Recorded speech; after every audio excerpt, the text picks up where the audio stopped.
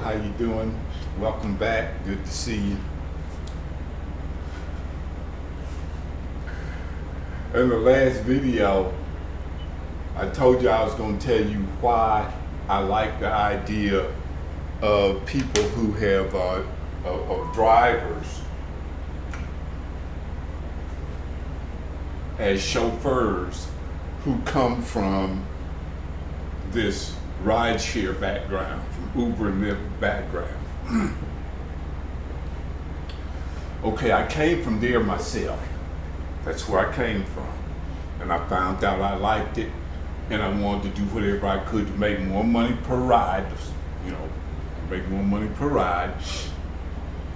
And the most important part of it for me was that I didn't come into it working for Uber and Lyft. I didn't come in there like that. That wasn't even on my mind like that. I knew, well, okay, the money comes from here, comes from Uber, comes from Lyft. See, that don't mean anything. That's just, well, hey, it is what it is, right? But I always was doing it as my own thing. That's why I like people who come from that background, because they're beholden to themselves and their dream and their desire. See, some of them, look, I told you I came from here. There are many of you who just, something about you just like being behind that wheel, man. And because of the stigma of Uber and because of the stigma of Lyft, maybe you won't just kick the top of that box, kick the sides and top out that box, and say, no, man, I'm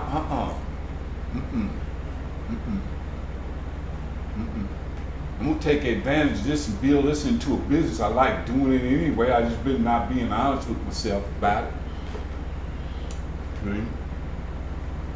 I know that if you're over here and you have strong enough desire to become a chauffeur, then you probably be a damn good one, because one thing, you won't have to worry about people bumping in your car. You won't have to worry about people calling you out your name. You won't have to worry about some jackass, trying to keep his foot down on your neck. He want to see you with a dirty cup.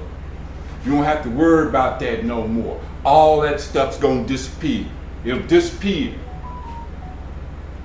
All right?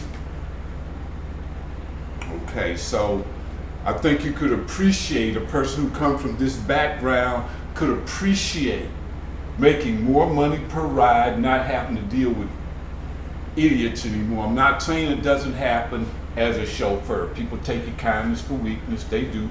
It's okay. You learn how to deal with that, and you have to be watchful of it, and you will learn. The more money they paying, the less that you're gonna get. All right? Especially they see the way you carry yourself. Some of them see the way you carry yourself and get jealous. They happy, can't do nothing but laugh at it, little child. This 50-year-old child. He will pay you $120, $150, 200 something miles, and they want to treat you like, oh, you ain't crap. Who you think you are? You get that sometimes. It's okay though. You learn how to blow it off, and then you learn, well, I just, you a chauffeur now, man. You got everything on your side. Don't be tripping. Laugh about that. So you came through this. Yeah, fool. Yeah, fool. All right. Let me quit playing. Okay, so if you've come from this background and you know what goes on, look, I wouldn't mind if Uber and Lyft would do something about safety.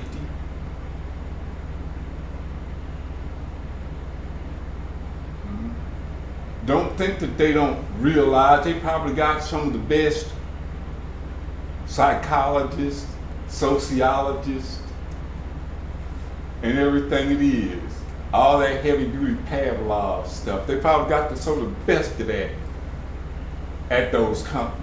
But you want to get outside of that. You building your own thing. This is your own thing. The customer get in that car and abuse you.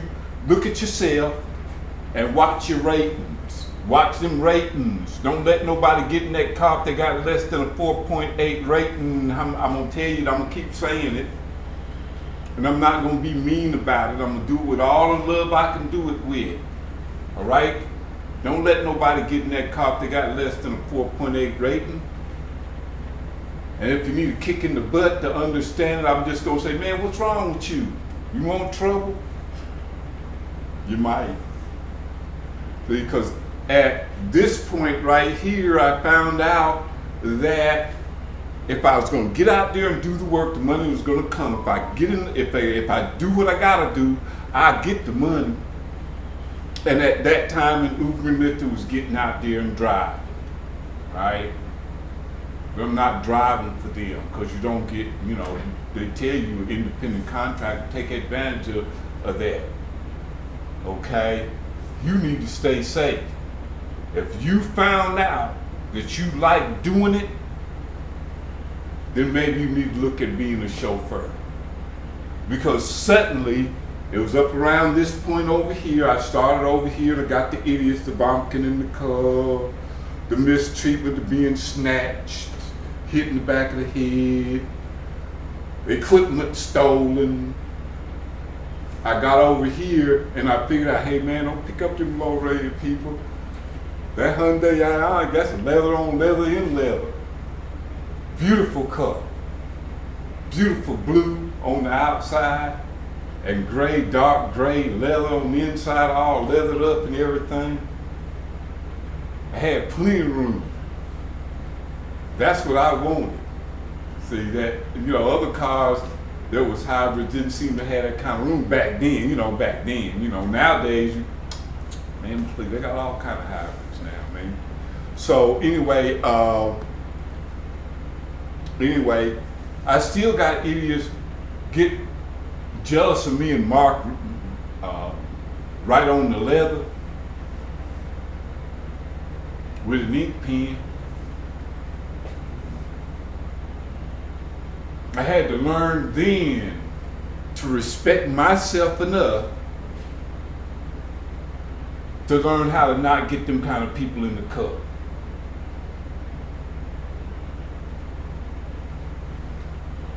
I had to use all the tools that was there in the app, which just shows you the ratings. That's other drivers communicating with you, saying, hey, wait a minute, there's some issues with this person. And then the time of day you drive, I might pick up a 4.8 in the morning, but that same 4.8, I can pick them up at night. See, because I don't drive after 9. I quit driving Uber after 9 o'clock after I got up here, and I'd be adjusting around. I'm just have to tell you a story about that too, maybe a little bit later, or maybe I might tell you about it. Anyway. The reason I like people who come from this experience, we talking about the experience, let me see, is because I feel very comfortable that if you liked it, that you will appreciate it, because over here you didn't participate in none of them other stuff. You didn't participate in that stuff. You didn't care about drivers being out there complaining where they might replace us with autonomous vehicles. They started doing autonomous vehicles. I'm doing business. I'm getting one. Huh? Right now. All right. You get as offended as you like, right? Okay, you get as offended as you like. I'm just sharing my experience with it. Now, another thing is over here, you hung with it. You made it past your first year. You don't even pay no attention because your mind was on what you really want. You made it to the second year, your mind on what you really want. And then all of a sudden you get some time, hey man, You been driving for 3 years? What? What? Okay, wait. Pat yourself on the back. Look, one of the reasons that I want people who come from this experience is because those who come from that experience, a lot of them just know what freedom is. Those who keep a dirty car and got a rating less than a 4.9, you don't know what time it is. Get as offended as you like. All right? I had earned mine, and guess what? I was up at a 4.97. That's after I became a chauffeur.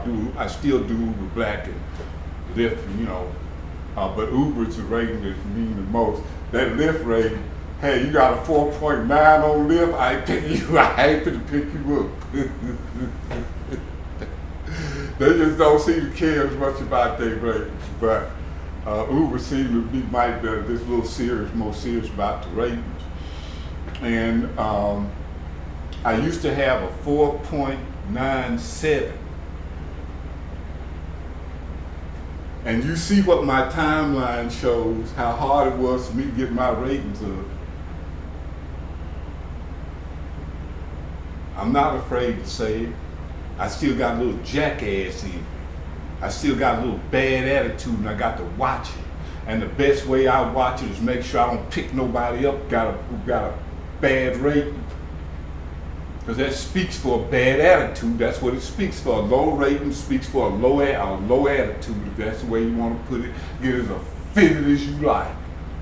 Because part of the problem I get is because of y'all low-rated jokers. It works both ways. It's yin and yang. But them low-rated drivers, people get in my car, and then they get in with an attitude, and then they get in and change their attitude because my car clean, I look good, got a good attitude and everything. I hope I do. But that 4.95 tell me a lot. I say, damn man, what did I do? I got a bad rating, man. That's a horrible rating, man. There ain't no good rating. Because I know better ratings. I know people drivers got better ratings than that. I know drivers got 4.98 rating. At least that's what they tell me anyway. And I know it's possible. As I learned all through this, I'm learning myself. That's why I want drivers who come through this and enjoyed it. You appreciate being a chauffeur because you can keep learning. You can keep learning.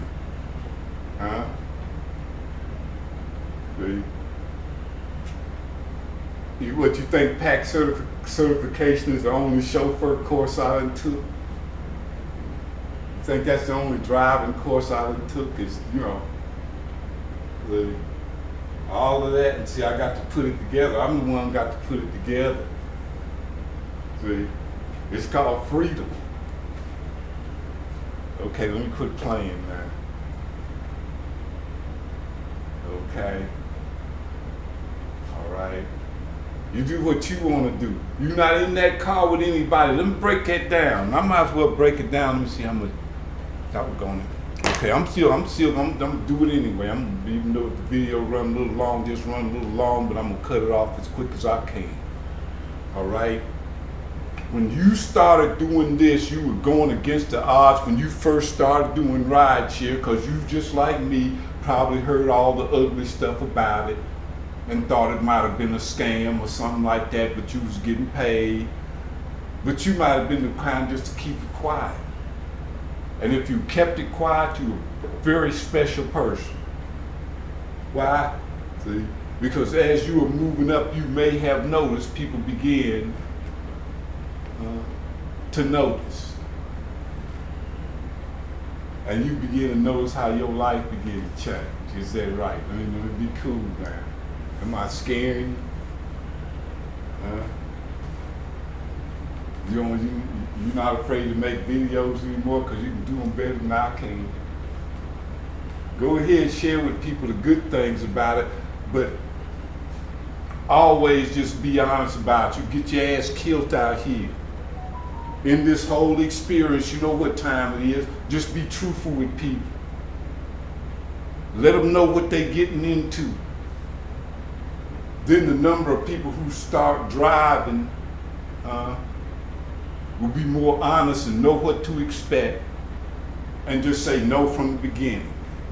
Just say, no, I don't do that. I don't do nothing. Somebody gonna call me out my name. I don't do nothing. Somebody gonna punch on me. I don't do nothing. Somebody gonna grab me. Okay. All right. Okay. Well, look. Let me end it here.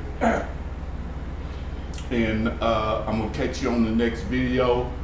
Like and subscribe, and drive safe and drive with confidence.